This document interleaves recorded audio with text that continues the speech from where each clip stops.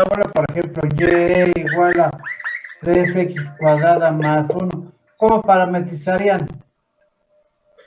Pues en forma sencilla, parametrizando por medio de la ecuación lineal. ¿Por qué? Pues porque la Y no va a haber problema. ¿Podría ser un ejemplo con esa de parábola? Esto es de una parábola, pero esta es una parábola. Pero la parametrización pues, va a ser lineal, ¿no? Le digo, la mayoría de las veces la parametrización se hace en forma lineal. Ah, ok. La mayoría de las veces, no siempre, ¿eh? Profe, ¿y cómo se saca la ecuación paramétrica de un cicloide? Ay, es que si se lo digo, pues ya no va a resultar lo de la guía. Les Pero puse, ese todavía no lo hemos visto, ¿sí? espérame. Les puse ahí en la guía que tenían que verlo en uno de los libros que yo les di de bibliografía, porque allí está resuelto. Pero necesito que ustedes razonen, porque está resuelto, pero no súper ampliamente entendible. No, sí, a lo mejor se saltan algún paso, un paso, dos pasos, pero tienen que entenderle cómo lo van a realizar.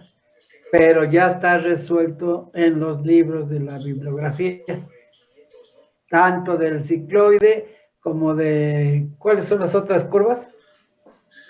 También el del folio de Descartes, ¿verdad, profe? El folio de Descartes. Y hay otro, les di 3 curvas.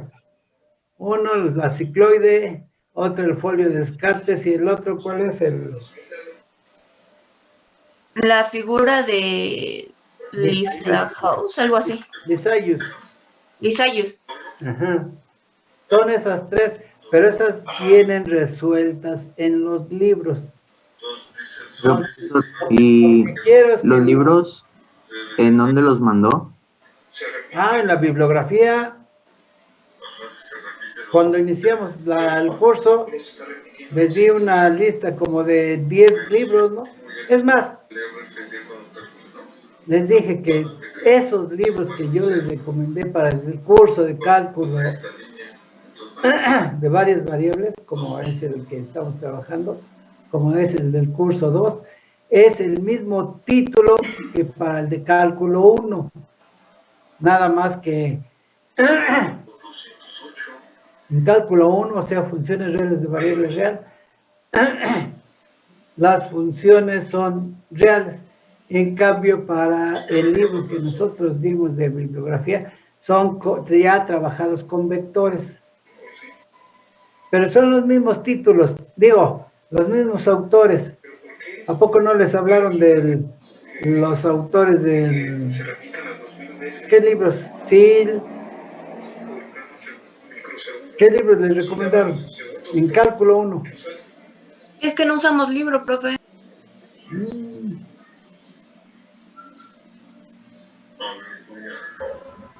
Entonces necesitan investigar en una biblioteca. Profe, pero las bibliotecas están cerradas. No, pero entonces sí complican ustedes su situación. No tienen libros, no, nunca les dieron un libro, pues no sé entonces cómo se prepararon. Y ya están en segundo semestre de ingeniería y no saben ni cómo prepararse. Es que uno de mis trabajos en matemáticas es enseñarles a razonar, no que se aprendan de memoria las formulitas. Eso lo dejamos para otras materias, que se aprendan de memoria las formulitas. Pero en matemáticas hay que enseñarles a razonar, a pensar cómo resolver problemas y razonar para resolver esos problemas. Pero no nada más simple sustitución. Ya si el tiempo vale 5, bueno, pues sustituimos en la formulita y ya, operaciones de primaria y secundaria, o sea, de las tablas de multiplicar, las tablas de sumar, etcétera, pues no van a aprender ingeniería. Entonces, lo que tienen que hacer, yo se los dije desde la primera clase, que tenían que aprender a razonar y que yo les iba a enseñar ahí poco a poco cómo razonar. Y uno de esos enseñanzas es, pues vayan a investigar tal libro, lean ese libro y luego directamente, pero ya porque les dieron una leída al libro, ya pueden venir a consultar dudas. Por eso yo diario les pregunto, ¿y ahora qué dudas tienen? Pero generalmente las dudas surgen cuando ustedes ya revisaron sus temas. Porque si no, luego un profesor les pregunta, ¿y qué dudas tienen? No, pues ninguna. Pues no, porque no estudiaron nada. Y si nada estudiaron, pues entonces no van a tener dudas, pero tampoco van a tener conocimientos. Lo importante es tener dudas. Por eso hay una frase clásica de Descartes. ¿Cómo es la frase clásica de Descartes? Que dice, ¿cómo es la clásica de Descartes? Pienso, luego existo. Yo ahí les modifiqué y se los digo a casi semestre tras semestre. Piensen en Descartes y piensen en la frase parecida, nada más que yo no le pongo pienso, luego existo, sino yo le pongo razono, luego existo. O sea, ya con el razonamiento, ustedes pueden asegurar que están existiendo, porque con ese razonamiento están resolviendo muchos de sus problemas. Y uno de los objetivos que yo me puse desde, pues no sé, desde el inicio de que fui profesor, fue enseñarlos a razonar, y ahí poco a poco.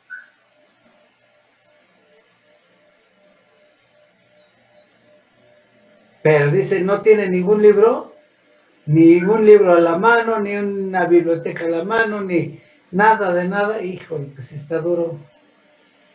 Pero ni un libro desde vocacional. No. Híjole. No, pues está duro. Pero como yo les di una lista de bibliografía. Ahí pueden, por ejemplo, comprar un libro de esa bibliografía. Compren un libro el que menos les cueste, claro, porque son medio caritos, han de costar 150 pesos o no sé cuánto. Pero uno medio barato, ya saben, depende de la calidad de las hojas, etcétera, o de los dibujos, pero el conocimiento en matemáticas pues es general. Y ahí aparecen esas curvas, Lissajous, ya se me olvidó cicloide, y ¿cuál es la otra? Les dije, Lissajous, cicloide,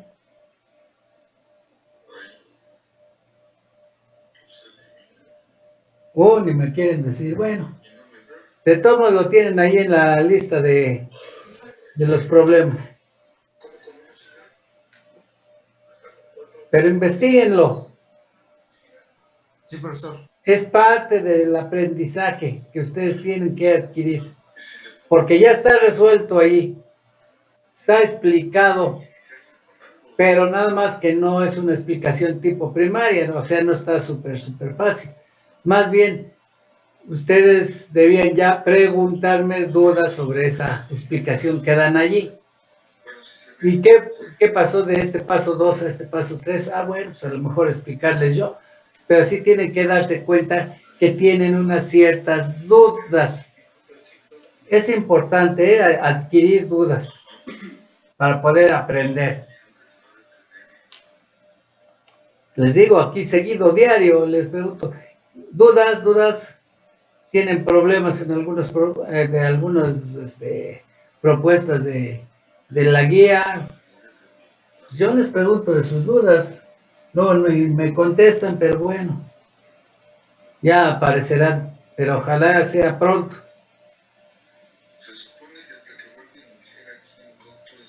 Pero eso de que no aparezca ningún libro por ningún lado, bueno, pues sí está difícil.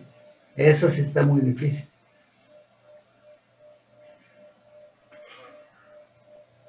Sí, profesor. Sí, pues les di varios autores, el Stewart, el Searle,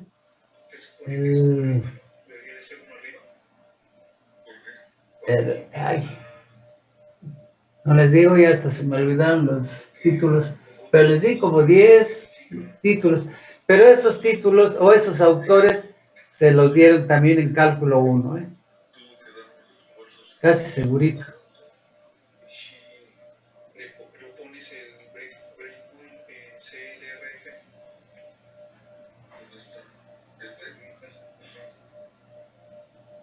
Bueno, a ver, dudas.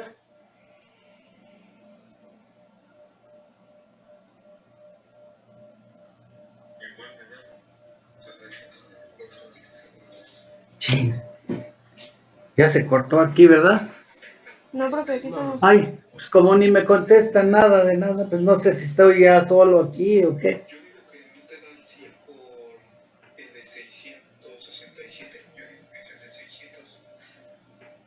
Entonces, ahí están presentes. Sí. Ah, bueno. Entonces, necesito que investiguen, sobre todo porque hasta los autores de esas curvas se los estoy dando. La cicloide, el nombre de la curva. ¿No han visto siquiera cómo se define la cicloide? Digo, Es con una palabras. circunferencia que gira sin deslizarse, ¿no? Claro, como si le estuvieran dando vuelta a una rueda. Le están dando vuelta a una rueda, pero esa rueda está sobre el piso. O sea, no se desliza, sino está girando la rueda. Y de acuerdo a un cierto punto fijo, que es el que ustedes determinan, por ejemplo, la rueda que está tocando el piso, en ese punto se fijan en el punto que está sobre la rueda y vean cuál es la trayectoria de ese punto al girar la rueda.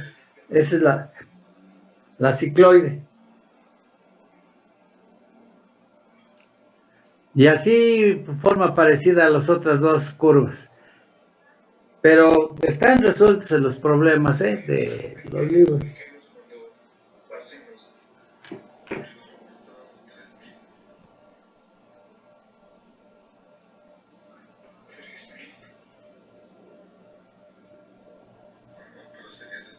Hijo.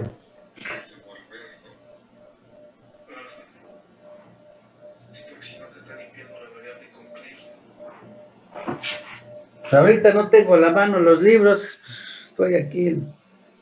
No se preocupe, profe, ya los tenemos, ya lo investigamos y ya los tenemos. Pues sí. Sí, profe. No se preocupe. No, sí, tengo que preocuparme por ustedes, claro, tengo que preocuparme. Gracias, profe. Pero el objetivo, les digo, es que ustedes vayan aprendiendo a razonar, porque deben ser unos buenos ingenieros.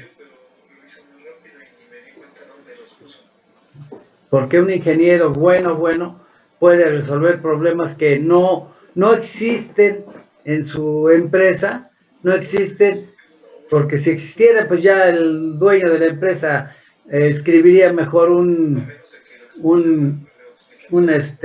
manual de resolución de problemas y ya cada vez que tengan un problema, pues al ingeniero le dice, ve y lee ese libro y ya resuelves el problema. Pues no, a veces no existe la solución del problema, tienen que buscar la solución. Y para eso necesitan el razonamiento.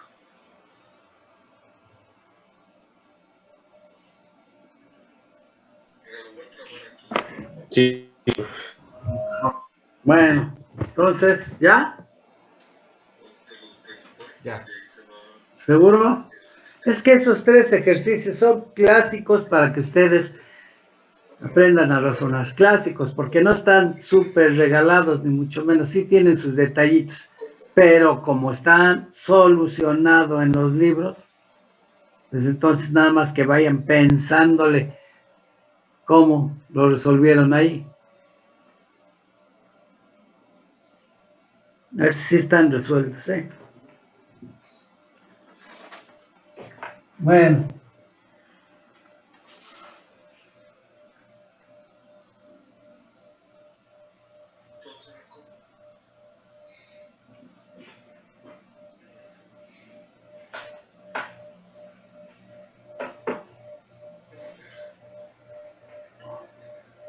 Bueno, pues entonces, ¿comenzamos? Sí, profesor. A ver.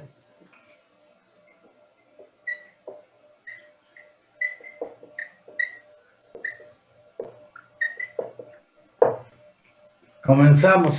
Es nuevo capítulo. Creo que le pusimos capítulo 2. Campos escalares. Es que cada uno de los capítulos es muy extenso. Les digo que el curso de cálculo vectorial es el más extenso de todas las materias de ingeniería. Más extenso. Entonces, tema siguiente es campos escalares. Es nombre que se refiere a una función, a un tipo de funciones. Por ejemplo, ya hemos trabajado, bueno, ustedes ya trabajaron en cálculo 1 con funciones reales de variable real, ¿verdad? ¿Saben qué es eso? Una determinada relación entre, siempre ponemos una relación entre dos conjuntos. Eso para poder realizar nuestra solución de problemas.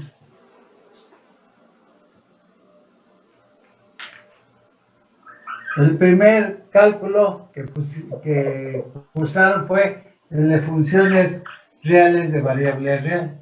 Es decir, si nosotros damos un conjunto de números reales X y un conjunto de números reales Y, podemos relacionarlos de acuerdo a una cierta aplicación en ingeniería, vamos a decir. Entonces puede ser biología, psicología, contabilidad, bueno, yo qué sé. Relacionar conjuntos. Nada más que la forma de relacionarlos fácilmente es cuando al conjunto de elementos les asignamos números, porque es la forma más fácil para relacionar. ¿Sí? Entonces, cuando X es un número real, Y es otro número real, podemos definir una función real de variable real. Y decimos que el valor de la función podemos escribirlo así, f de x igual a y, donde f de x es lo que se llama la regla de correspondencia, ¿sí? O sea, es la regla que nos dice cómo debemos hacer para hacerlos corresponder, o sea, cómo le hacemos para relacionar x con y, y esa es la regla de correspondencia. Esto fue en cálculo 1. En cálculo ya, en nuestro curso, dijimos, cuando tenemos espérenme, y aquí X le llamábamos variable independiente y Y la variable dependiente, para decir que el valor de Y va a depender del valor que me interese para X. Dependiendo del valor que yo dé a X, así voy a obtener Y. O sea, Y es dependiente de X. ¿Sí? Bueno, eso lo hicimos para cálculo 1. Para el inicio de nuestro curso, dijimos, aquí vamos a dar también un número real, pero acá vamos a dar, por ejemplo, un vector. Y aquí relacionamos números reales con vectores, pero también son números, ¿no? Tanto el número real aquí dentro de este conjunto como el conjunto de vectores son números también. Podemos relacionarlos de una determinada forma. Y dijimos, entonces ahora vamos a relacionar números reales con vectores. Y a esta función le llamamos función vectorial de un escalar. ¿De acuerdo, no? Función vectorial de un escalar. ¿Sí? Este fue el capítulo anterior. Ahora vamos a hacerlo al revés. Ahora vamos a decir, vamos a dar un punto acá, XY, y lo vamos a relacionar con un número real. Por ejemplo, vamos a llamarle Z. Y decimos ahora que vamos a tener una función que relaciona puntos con números reales. Al revés fue la función vectorial. Números reales con puntos, ahora puntos con números reales. Este va a ser un punto o un vector que está relacionado con números reales. Esto es lo que vamos a llamar campo escalar. ¿Está bien? ¿Dudas? Campo escalar, ¿verdad? Campo escalar. Vale. Bueno, esa es una forma de decirlo, que es una de las formas más breves, porque existe lo que se llama función real de varias variables también. Función real, el valor de la función es un número real. Función real de varias variables, porque las variables independientes son varias. Este se llama función real de varias variables, o campo escalar. Después, ya en el siguiente capítulo vamos a tener funciones vectoriales de variable vectorial, o sea, las variables independientes son vectores y las variables dependientes también van a ser vectores, varias variables. Bueno, pero eso ya va a ser para el siguiente capítulo. Entonces, campos escalares. Claro, déjame dibujarlo. Claro, que para entender bien, ponemos así.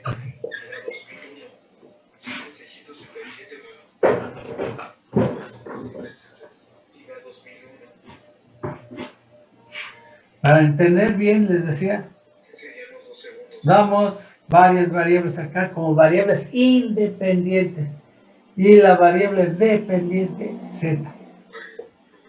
Esta función va a relacionar puntos con números reales. Este es el campo escalar. Entonces, ¿qué tenemos aquí? Puntos. Por ejemplo, de Rn. Vamos a ponerle en general para Rn. Claro, la mayoría de las veces vamos a tener aquí R2 o R3. Sin embargo, podemos tener más espacios de más coordenadas. Bueno, aquí vectores, puntos, y acá números reales. Ya saben, a este conjunto le vamos a llamar el dominio de la función y a este el contradominio. Pero, entonces, para definir bien lo que se llama un campo escalar, vamos a dar aquí un conjunto, subconjunto de Rn, y acá otro conjunto, subconjunto de los números reales, y relacionarlos. Campo escalar. Dados los conjuntos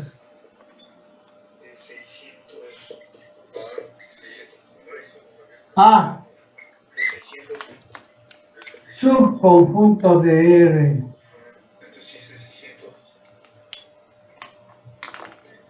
y B, subconjunto de R, números reales. Aquí están ilustrados, ¿eh? Voy a borrar. Al fin aquí ya está escrito.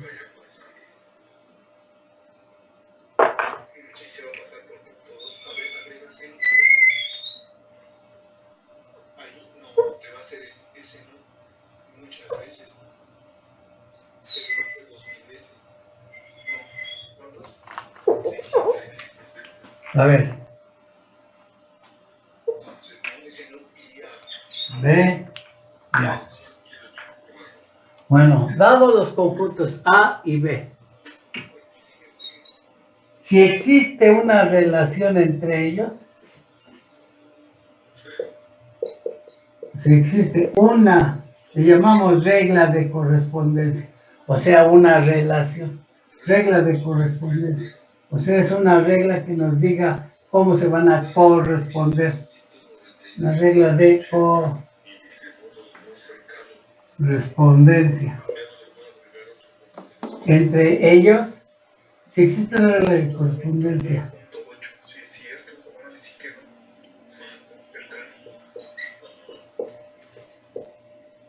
tal que para cada elemento de A,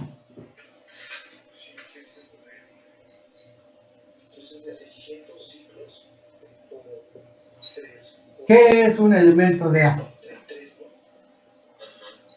punto de ir recalcando que existe una regla de correspondencia tal que para cada elemento de A existe una y solo un uno y solo un número real.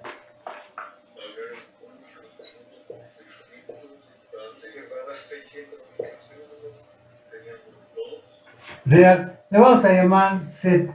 Vamos a considerar ya aquí la variable Z. Y solo un número real Z, tal que para cada elemento de A existe uno y solo un número real Z. Le llamamos a esa regla de correspondencia, le llamamos campo escalar.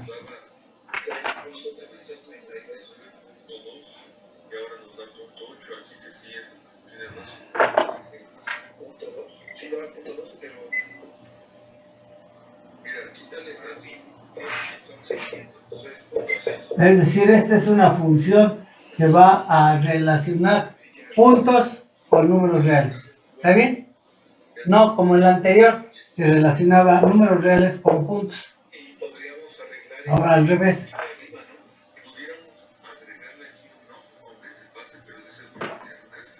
Y le llamamos campo escalar. O también función real por el tipo de valores de la función. Son números reales. Función real de varias variables.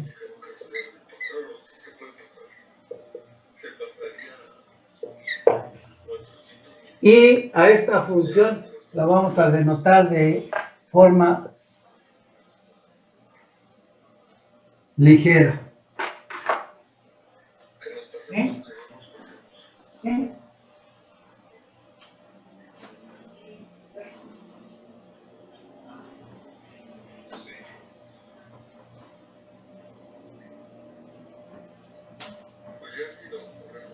Bueno, función real de varias variables. Notación. ¿Cuál es la notación para estas funciones? Bueno, cuando hablamos de los conjuntos, ponemos notación F, dos puntos, una A aquí y una B y la B acá. Y decimos, claro, la notación ya sabemos qué quiere decir, ya la vimos con funciones vectoriales, ya la vieron con campo cálculo 1. Función definida en A con valores en B. Eso es lo que quiere decir esta notación. Función F definida en A con valores en B. Entonces, notación. Por cierto, al conjunto A, ¿cómo se le llama?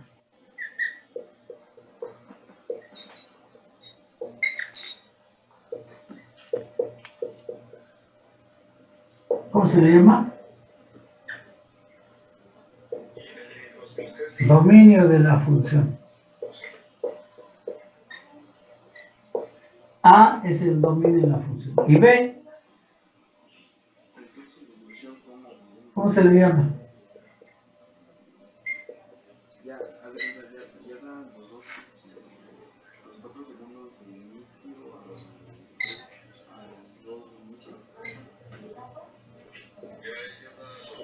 El contradominio. Profe, queda menos de un minuto. Chispas. Bueno. Menos de un minuto.